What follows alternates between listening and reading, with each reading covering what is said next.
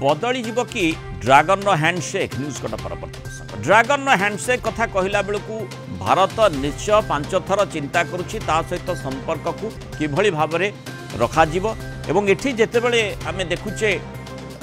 अमेरिकार टारिफ माड़ पर स्वाभाविक भाव में एसीय राष्ट्रगुड़िक एकाठी होउछंती विशेषकर भारत चीन संपर्क को नहीं चर्चा हो स्वाभाविक भाव में सेठी एक कथाटी देखुचे जे किभली भाव में भारतर प्रतिनिधि चीन गस्त करवा और एपटे चीन प्रतिनिधि भारत को आसवा तेणु सेठी जो बड़ प्रश्न आसूची प्रकृत में भारत चीन संपर्क मजबूत होउछि कि भारतर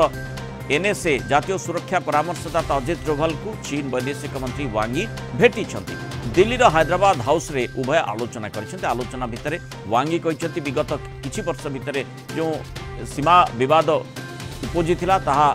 आम पई लाभजनक नथिला किंतु आमे खुशी जे वर्तमान सीमारे स्थिरता पुणी थरे स्थापित होई पारिछि। या सहित काजान ब्रिक्स सम्मेलन रे प्रधानमंत्री नरेंद्र मोदी और राष्ट्रपति सी जिनपिंग साक्षात उभय राष्ट्र संपर्क को आहरी सुदृढ़ करिछि वांगी कहवा कथा तिनजियांग रे हेबाक एससीओ सम्मेलन में मोदी चीन गस्त को स्वागत जनाऊँ से कहते और ये गुरुत्वपूर्ण बैठक भारत चीन भितर गोटे भल संपर्क स्थापन करने माइलस्टोन हेबो सेपटे डोभाल किंतु कहते उभय राष्ट्र कूटनैतिक संपर्क को एवं 75 वर्ष पूरी भारत एवं चीन सह मिसी नूतन शक्ति नूतन गति सहित अग्रसर होगा आशा रखुची चीन व्यक्तिगत प्रयास और भारतर कूटनीति उभय राष्ट्र हित पाई काम करिबो। किछि समय पर प्रधानमंत्री नरेंद्र मोदी को मध्य से वांगी भेटी उभय राष्ट्र द्विपाक्षिक संपर्क में आलोचना करेंगे। 2 दिनिया भारत गस्तरे वांगी गतकाली भारतर वैदेशिक मंत्री जयशंकर को भी भेटी उभय राष्ट्र द्विपाक्षिक संपर्क में 2 नेता आलोचना करते पारस्परिक सहयोग में उभय राष्ट्र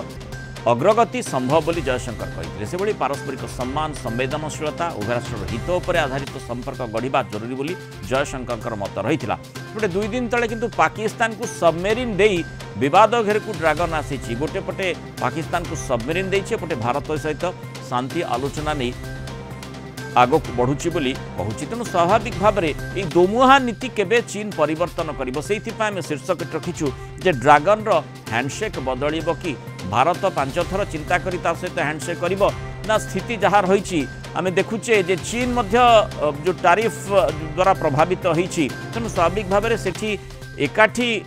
आगक बढ़िबार जो अभिप्राय रही से अभिप्रायटी सफलता आड़ को अग्रसर हो अधिक आलोचना करने आम सहित प्रतिरक्षा विशेषज्ञ ब्रिगेडियर अभिमन्यु राउत जोड़ी ब्रिगेडियर राउत स्वागत करिबा आलोचना को चीन तार चरित्र परिवर्तन आणुछि कि जो घटनाक्रम गुड़िक रही माने बाह्य घटनाक्रम एवं निजस्व घटनाक्रम अर्थात अमेरिकार प्रभाव एवं चीन जो आभिमुख्य से भितर आम आशा करिपारिबा कि चीन चरित्र परिवर्तन घटिबो तार दोमुहा नीति बदलिबो किंतु जो सबमेरीन टी देइछि अवश्य पूर्वर से डील टी होई पारे वर्तमान आम आशा करिबा जे चीन और भारत जेमिति भाई भाई कहा जाए से भली परिस्थिति आग को बढ़िबे ना जो भली आम गलवान रे देखीचे से प्रकार संघर्षमय परिस्थिति उत्पन्न हो पारे। देखो चीन हिंदी भाई भाई से संबंध जहाँ थिला 1962 पूर्व से संबंध को आसब कि नहीं से प्रकार आम मित्रता हेब कि नहीं सी तो गोटे सन्देहवाच्य रही कहीं चाइन कांठू आम बहुत थर गोटे थर नुहे बहुत थर आम गोटे पराभव पाइचु से सदा सर्वदा आम पीठी किसी ना कि छुरी फुकला पर काम कर जो पत्र थिला जे दुनिया जाऊँगी विश्व जो प्रकार माने जो परिस्थिति उपजी जमी प्रेसिडेंट ट्रंप प्रत्येक देश को टैरिफ लगे आउ मित्रतार भाषा से आम विशेषकर भारत प्रति से मित्रतार व्यवहार करना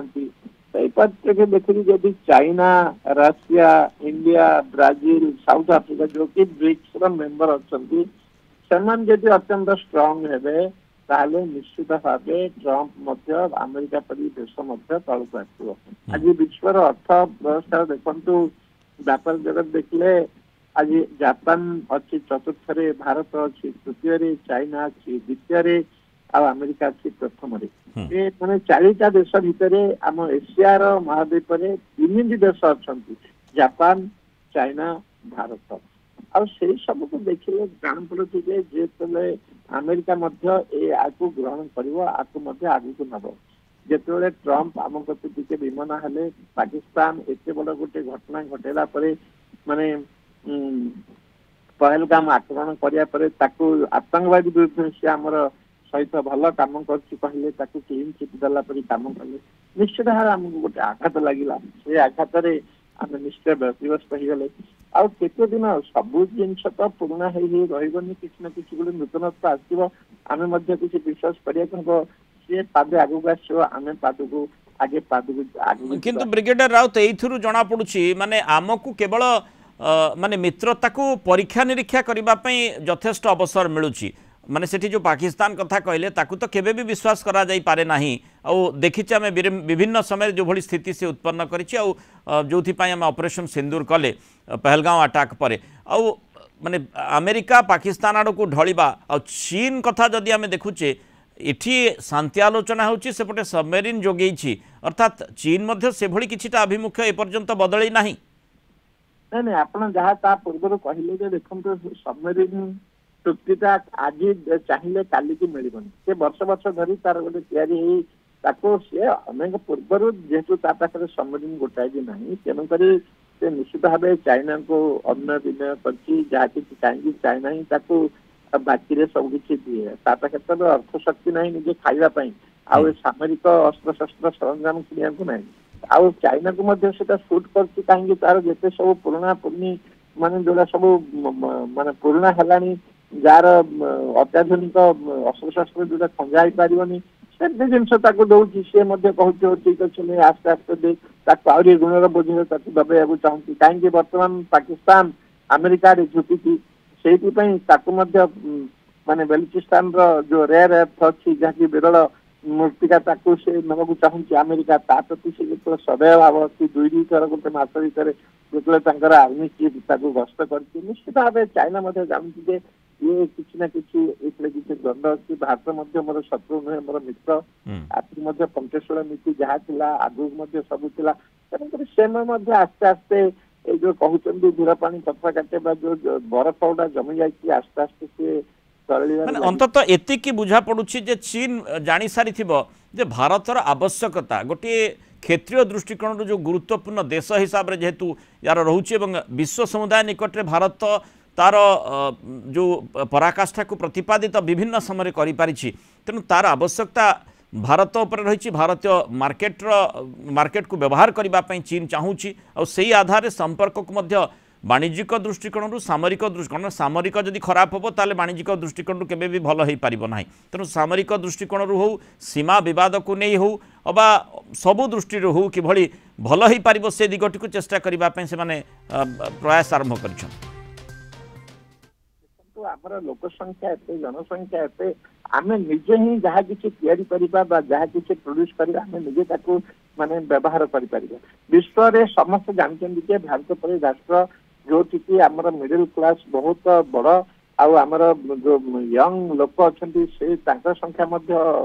जो युवक अछन ताको बड़ एही समय रे केही हेले भारत को टिके हेले रेखातिर कर परिबे नै। काली देखंतु निजे राष्ट्रपति पुतिन आमर प्रधानमंत्री को माने टेलीफोन करी जणैछन्ती जे की प्रकार अलास्का